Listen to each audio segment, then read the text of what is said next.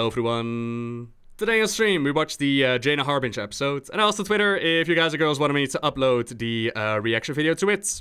A lot of you said yes, so here we are. I'll put a timestamp in the video so you can skip ahead if you actually seen the episode and just want to see my initial reactions to it.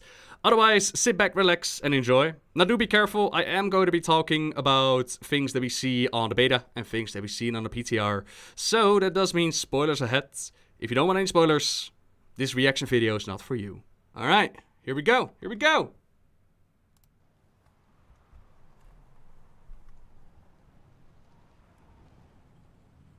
Ooh. Oh, damn, okay. Art style beautiful so far. Continuation of the comic, yeah?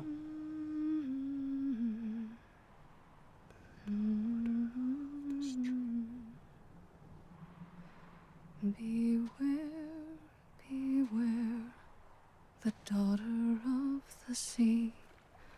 Beware, I heard him cry.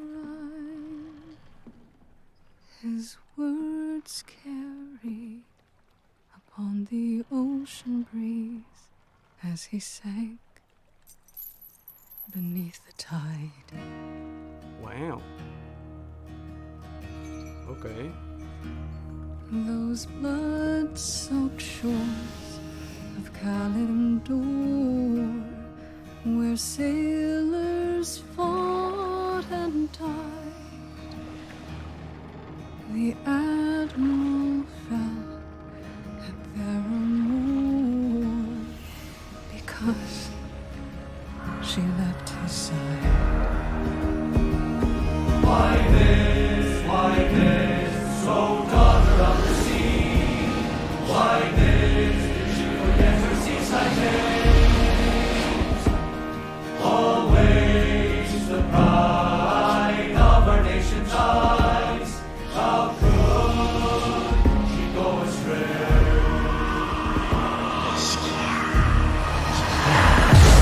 When she did flee, cross the ocean deep, the admiral followed west. Oh, wow. What else but sail to save a daughter's life and pray she stood to breath. But there he found upon those distant shores enemies on the rise. But when he faced those savage foes, his daughter stood aside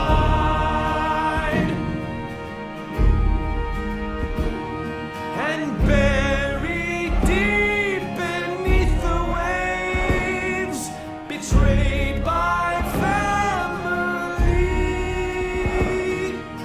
to his nation with his last breath cried, beware the daughter of the sea.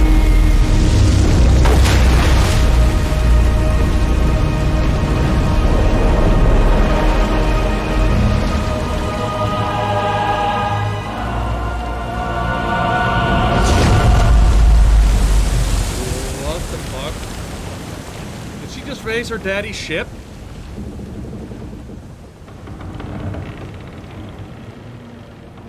Oh, that is so cool.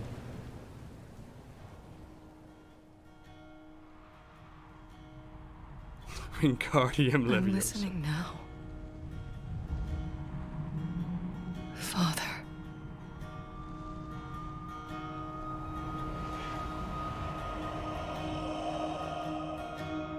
Ooh. I heard, across a moonlit sea, the old voice warning me. Beware, beware, the daughter of the sea. Beware, beware of me. Oh shit! Oh, shit! Oh, I fucking love that. Oh, I fucking love that. Oh my god, that was fucking gorgeous. So, did she just raise her father's ship out of the ocean? Is that the ship that she shows up in the Siege of Lordaeron with? That would be fucking dope. But beware of me, huh? Uh-oh. Uh-oh.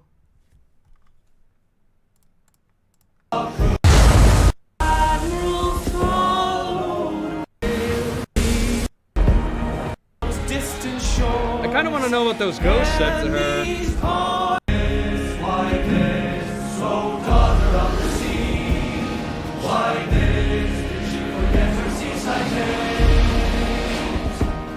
Always the pride of our nation's eyes. How could she go astray?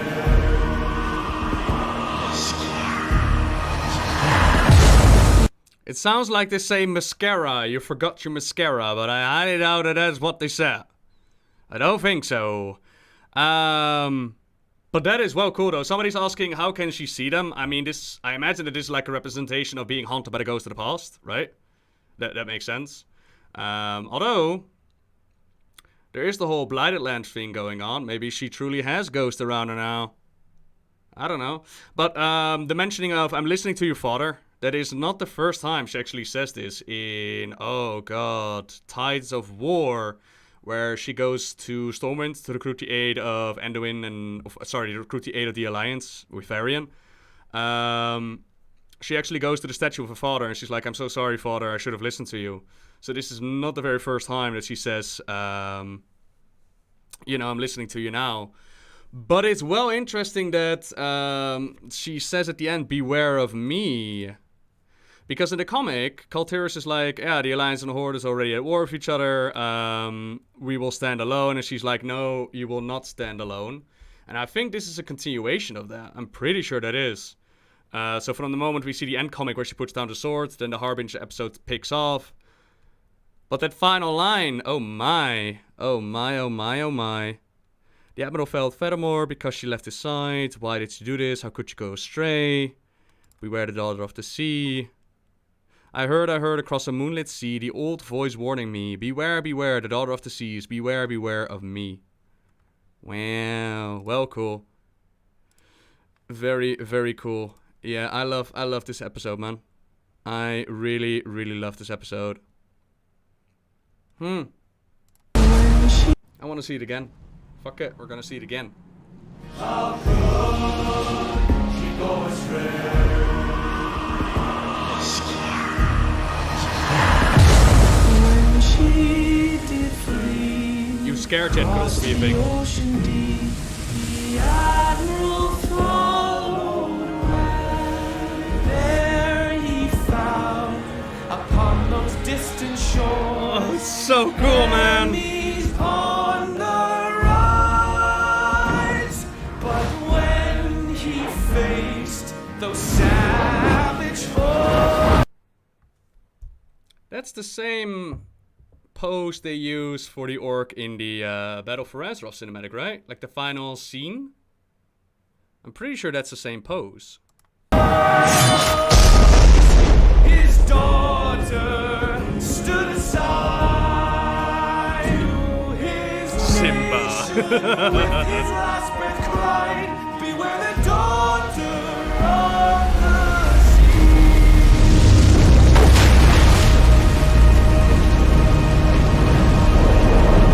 This moment is so fucking epic though.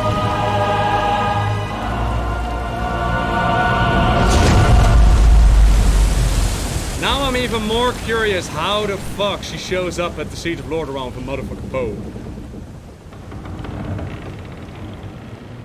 And is she going to use it beforehand? Is it truly going to be Jaina that's causing this? I don't know how I'd feel about that. I'm listening now. Father. I wonder if they're going to connect all of them. Like, we know that Azara and Sylvanas are gonna be the other two partners. Imagine doing the Azara story and just Jaina sails by. That'd be pretty dope. I heard, across a moonlit sea, the old voice warning me. Beware, beware, the daughter of the sea. Beware, beware of me.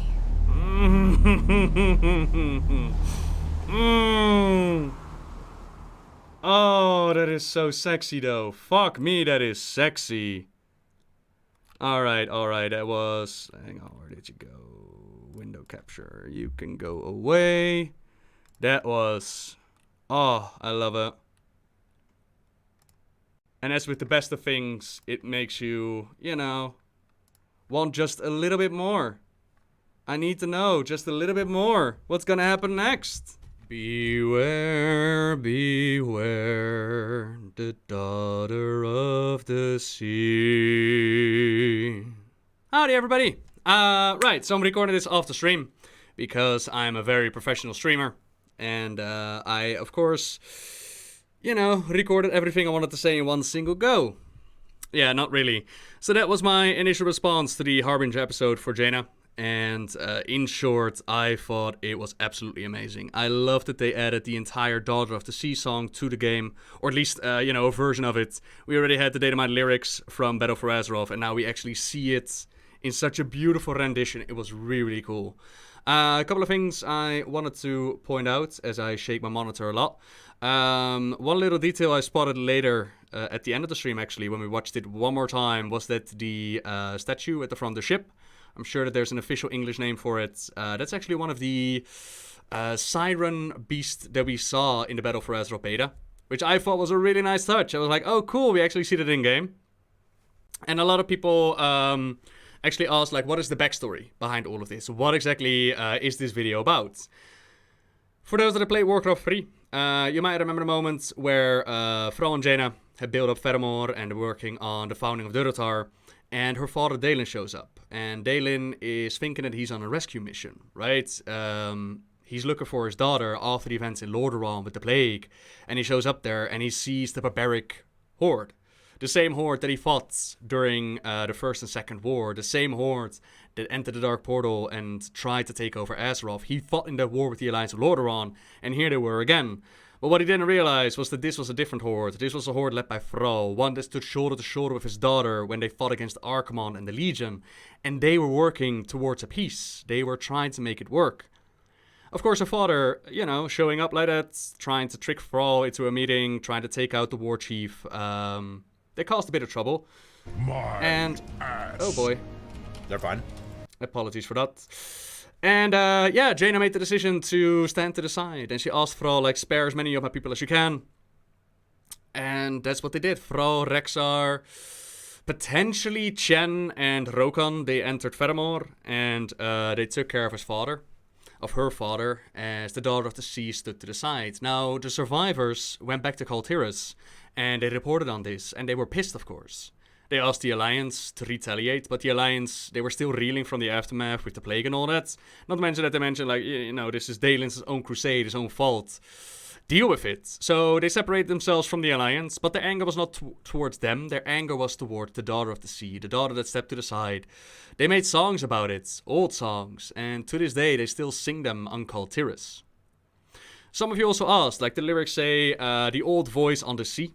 Something in that direction, and some of you wondered, like, does that have to do with the old gods? Old voice, old gods, and Azoth.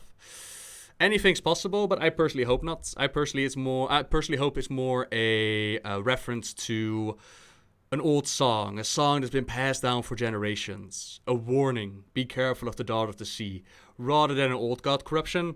Because old god corruption, it kind of nullifies what a character does. And I don't like that. I want characters to be responsible for their own actions. So that's why I'm hoping it's not an old god influence. And then a final note, as we are going to wrap up this video. We actually, discussed the Harbinger episode a lot of more times, and can you tell why I work with scripts? Because when I try to freestyle things, it doesn't come out that well. Anyways, there is always the possibility of Jaina playing around with Teldrassil and messing things up. But somebody made a really good point. That was, if she was unwilling to flood Orgrimmar, then why would she be willing to burn down Teldrassil? Right? To start something. What exactly changed in between? So what I would much rather love to see is that this Harbinger episode, it directly connects to the next moment that we see it again on the beta, which is the Siege of Lordaeron. The ship of her father is what makes her save the Alliance on that eventful day. And Jaina is back. Proud, tall Jaina. Look, I was right. Look at what happened. Let's get my people back into the Alliance. And then she goes to Kaltiris, knowing that her people have a song about her, knowing that she will have to face their wrath and their hatred. And that's going to be a progression of a storyline. Oh, how I would love to see that. And then the burning of Teldrassil, a lot of people still wonder, like, it's going to be a third party. It's not really connected to the Harbinger Jaina episode, but I do believe that I think it's going to be a third party. Yet at the same time, I still very much wonder, would it make much of a difference? Because, Sylvanas is the one that goes after Azeroth, despite Magni telling her not to, threatening, if you're going to do this, then we're going to need to find a new world. She is the one that leads the campaign into Ashenvale and towards Teldrassil. That is happening with the explanation of we fear Anduin right now as we see it on the PTR.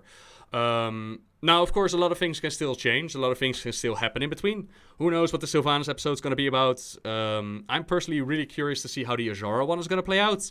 The Azara Harbinger episode is visually the one I'm most interested in. And I hope the Sylvanas is not just going to be the retelling of how she became the Banshee Queen. I hope there's going to be a little bit more in that. But time will tell. Just wanted to add this little bit to the video. Hope you enjoyed it. And until next time, guys. See ya!